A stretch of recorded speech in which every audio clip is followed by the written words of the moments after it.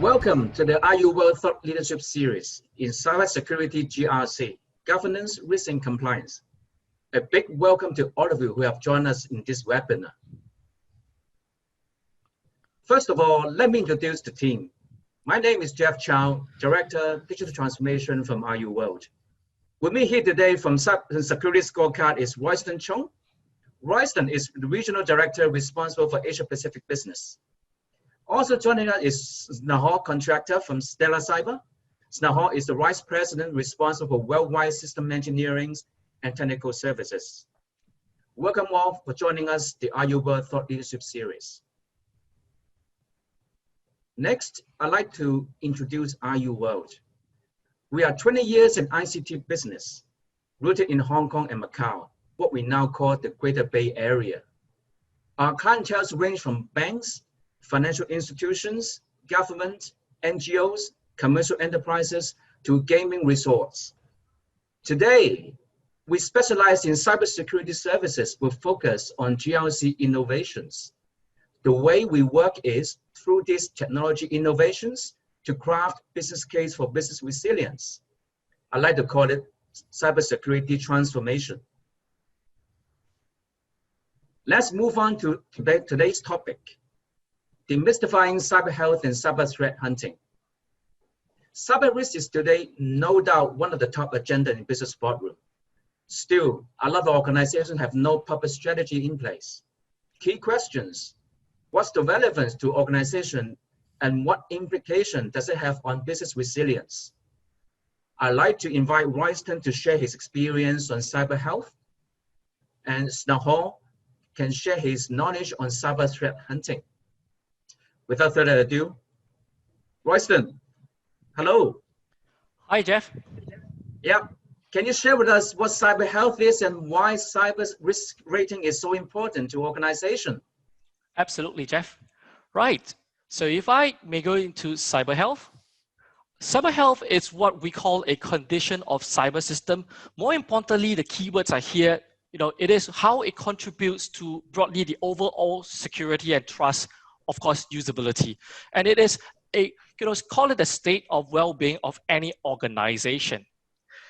And we do that from a security ratings front, whereby we are, using security ratings are a way for us to use a data-driven approach to achieve a quantifiable measurement of the cybersecurity efficacy of an organization. Security ratings are useful tools in evaluating cyber risks and helps facilitate, a collaborative risk-based conversation. Thanks for clarifying the definition and its application. Why cybersecurity rating matters? Absolutely, Jeff.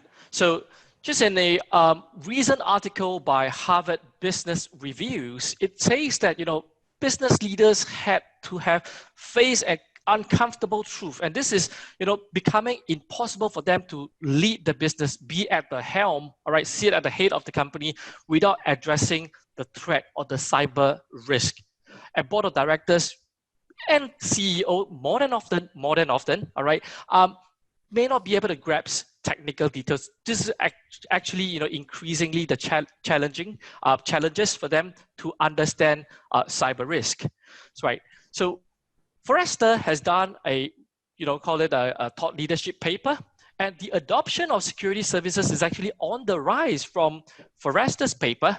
All right, 87 of the respondents on the paper actually had found that security ratings extremely valuable, or valuable for them to articulate cyber risk. Okay, it sounds to me the demands are there for such platform. Can you share with us what are the drivers behind? Absolutely. So again, on the same research paper, and I'm going to share this article with everyone. So this is what the security leaders are increasingly troubled by. And this is from the most to the least. One, dynamically changing IT landscape. Very, very, top of the list. All right. The second piece will be the increasing complexity in the environment that they have to manage. Which of you out there are telling me that tomorrow or the day after, your environment is going to get simpler, easier? unlikely the case, all right? Lack of visibility into their partner ecosystem as well. And then, last but not least, lack of threat intel. Just on point 1, 2, 3, we Security Scorecard are here to help. And for point number 4, we have our colleague Snehal, who is a subject matter expert in that field, who will share with us shortly, and I shall not steal his thunder. Right. So here's a visual for you, and this is my question for you, Jeff. All right. I wanted to pick your thoughts. And if you are a bank, a company, someone looking to maybe outsource your call center, all right, just look at the visuals. Which call center would you outsource your services to? Hey, Royson, use your tongue. It's no brainer lah. The picture on the right side. Okay, but how does Security Scorecard can help in this regard? What's your uniqueness in the market? Absolutely. And Jeff, may I ask you to toggle into the browser? So traditionally, Certainly. In order for us to understand, or for cybersecurity practitioners to understand cyber health of a company, it is through heavy deployment-based solution. These are highly technical and very costly, and at times very difficult to achieve the outcome. Sometimes it's coupled with real-world frictions on the ground. So Security Scorecard, what I'm going to share with you is the ease of use of our platform to do what you intended to find out the cyber efficacy of a company. And let's just say, for example, I am from Invest Hong Kong, the organization from Invest Hong Kong. And right here, just by putting in the domain name very, very quickly, we can actually pull out the scorecard. And here, Invest Hong Kong has 894 out of a possible 100, which is a very, very good score. All right. So we can actually tell from here, by a click of a button, very quickly and very easily, again, by using numbers and alphabets, we help you highlight and prioritize risk. All right. So easily to, in one glance, you can actually see what are the risk factor that you have, what are the ones that you need to prioritize on or highlight on, and very quickly understand the whole landscape of your organization, right? That's it. Let's say, for example, if you're using Security Scorecard to understand not just yourself, but your larger picture, I'm just going to put in for example, another domain name. This could be a company that I am having a business connection, a business partner, for example. And here I've selected a company called denave.com, and I'm going to pull out their scorecard. So denave.com, again, with simple clicks of the button, we are able to see that there are 61 out of a possible 100. This actually shows that they are emitting a lot more risky signals than my own organization, assuming that I'm coming from Invest Hong Kong. So again, with the click of a button, we can actually show what are these risks. And again, from here, Jeff, if I ask you 3 out of possible 100 for network security, what do you think? That's really low. Absolutely. So without the need to understand cybersecurity, right? Just using numbers, you can quickly understand, hey, network security looks like, they need some improvement. And we can actually click down and look at what are the risks, what are the signals that Security Scorecard has actually collected from the cyberspace, all right? And we're found in their environment. So all of this are done from an automated fashion. We do not need the user to participate or to give us some inputs. And let's take, for example, if I am looking at them and I notice that that is a SQL server that is exposed directly to the internet. This is something that I will call, I'll consider extremely high risk, because SQL servers, database themselves, they are used to, contain data. And at this, in this day and age, data is gold, data is king. So if your crown jewels are in database and you expose your database directly to the internet, this is something that I think it's not the best thing to do, right? So on all the findings, we tell you what is the findings about, a description of what this finding is, and the risk involved in this kind of an issue, right? So more than that, we give you the visual perspective of how do you actually compare yourself to the real world and say, in the real world, right, 88% of the companies similar to Denave do not have this issue, and Denave unfortunately falls into the 12% that has this issue, right? And not just that, we don't stop there. We tell you exactly what are the signals down to the IP addresses, as well as the port number, as well as the digital evidence that we can collect from the cyberspace. So we tell you, all these details to facilitate that, meaningful conversation when you have it with your suppliers, telling them, I've seen this issue on this IP address, on this port number, help me understand, why is the need to open this port up? Or if not, can we close this? All right. So this is one of the ways that we can actually help. So more than that, because Security Scorecard, we are always, collecting and harvesting signals from the cyberspace. We are able to also tell you a retrospective view of this, performance, the cybersecurity efficacy of a company retrospectively, again, in the last 12 months. Have they been looking good? So Dave has went up to a C, and they've recently dropped that back down to a D, and they kind of hovered at the D category. We lock down all the findings that we have seen on and in their environment on the platform transparently, and we allow you to review, what is being discovered on a day-to-day basis. So this is continuous monitoring. And let's just say, for example, you are Dave, and you do not, you are IT. Royston is Dave, and I'm just a solo IT security guy, and I've got tons of issues. Security Scorecard will highlight this issue from a high, medium, low severity to let you understand what are the findings that is within your environment, and if this is just too much for you to handle, Security Scorecard not just let you know where your issues are. We also have a way for you to improve yourself. So we have a score plan that allows you to pick and choose what are the levels of engagement that you want to put into the efforts, right? So tomorrow you want to be from a D to an A, you want to be a rock star, all right? We can do that and generate a plan. So with this plan that Security Scorecard has, all right, and if you follow these steps accordingly, you're guaranteed to a 95% or 95 score, all right, on your scorecard itself. So this is what we can help on our clients. So Jeff, if I may ask you to toggle back into the slides. Sure. So it looks your tools is so easy to use, very, very inclined for C-levels executive to explain what cyber health is. It's really a comprehensive visibility to cyber footprints. Thanks, Royston. Security Scorecard, we are extremely humbled to receive an accolade from the World Economic Forum in June this year. So Security Scorecard is named the 2020 Technology Pioneer by WEF. This is something that we're extremely proud to receive from WEF. They recognize us for our contribution in the field of cybersecurity, and something we hold dear to our heart. Right. So I'm just gonna do a quick recap on how Security Scorecard can help organizations in Hong Kong. For example, we can do continuous monitoring of your cyber health, of yourself or your third parties. Give you actionable findings that allows you to take an action upon when you find you can understand what are the risks involved and how you can go about mitigating it. Give you a plan if you are, having to struggle between the issues that you're trying to resolve. That blast plan will allow you to get to the score of level that you want to be. Of course, and last but not least, we help with the reduction of resources by prioritizing what you need to take care of and helping you make an informed decision how to channel your resources to make your risk go lower.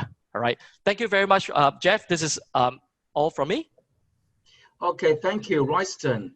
Without your explanation today, I wouldn't know how powerful security rating platform can do on cyber health space. Okay. Thank you, Jeff. Okay, Snehal, thank you for joining us and welcome to the Cloud Expo. Snehal. Jeff, thanks for hosting us. All right, so would you take us through what cyber threat hunting is? Absolutely. First, let's talk to what a cyber threat is. For example, someone is trying to take your data by breaking into your critical networks. Let me describe 3 examples of possible threats. A threat can be an IP address from a known hacker country, and that traffic could be a sign of a breach. A threat can be someone breaking into your database and stealing identities. Now they can gain more access to other systems. Also, a threat can be someone that removes data from critical servers, and now you have a ransomware issue. Okay, so you're saying that cyber threat hunting is a practice of seeing a very complex attack and stopping it before real damage is done? Correct, Jeff. And threat hunting needs more than just SIM logs. You need network traffic, behavior analytics, and application awareness. By correlating data across a broader set of tools, you can proactively piece complex attacks together across all IT infrastructure. SIMs alone lack this comprehensive visibility. We also see AI, artificial intelligence, as a key enabler to help a broader community of companies take advantage of advanced SOC solutions. Computers are great at seeing patterns. Machine learning is a way to help SOC teams scale by identifying critical security events from the millions of events they receive. This way they can focus on strategic work. I see. AI is really a hot topic here in Hong Kong. So before you dig deeper into the technology, can you share some common challenges your customer had on cyber threat hunting? Sure, Jeff. Even with all the right tools in place, a lot of customers shared failures rather than success. To help understand why, we recently worked with Enterprise Strategy Group, also known as ESG, to understand customer challenges in Asia. Let's take a look at the key conclusions. First, threats are on rise. You can see over 70% of the respondents see more complex attacks over time. Still, they're not sure what to do. We see similar challenges here in Hong Kong. In fact, the latest update from Financial Regulators Policy Manual stresses the importance on threat and vulnerability management and the need for systematic monitoring process.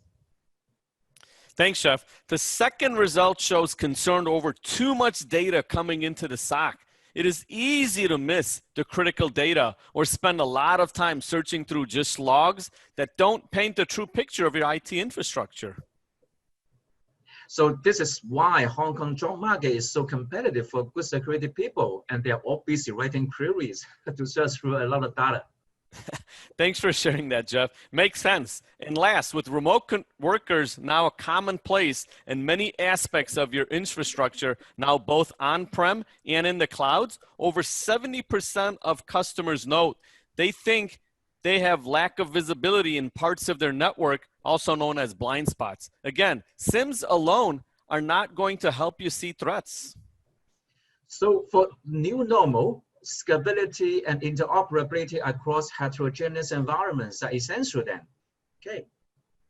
So let's talk about the solution now, as we understand why security teams need new ideas. Yeah, today's hackers don't attack you in the traditional way.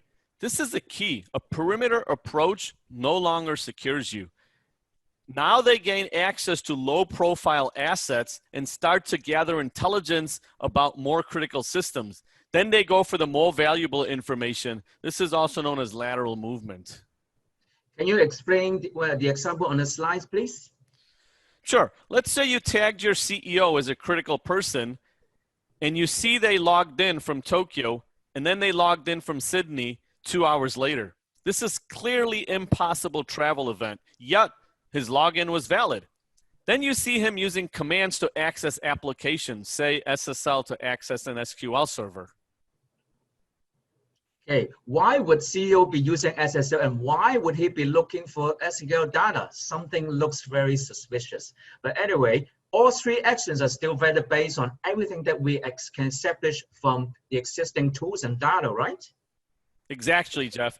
To summarize, what threat hunting really needs is a way to bring all your tools and feeds together and process it with AI to help find patterns and purpose-built to find the right data.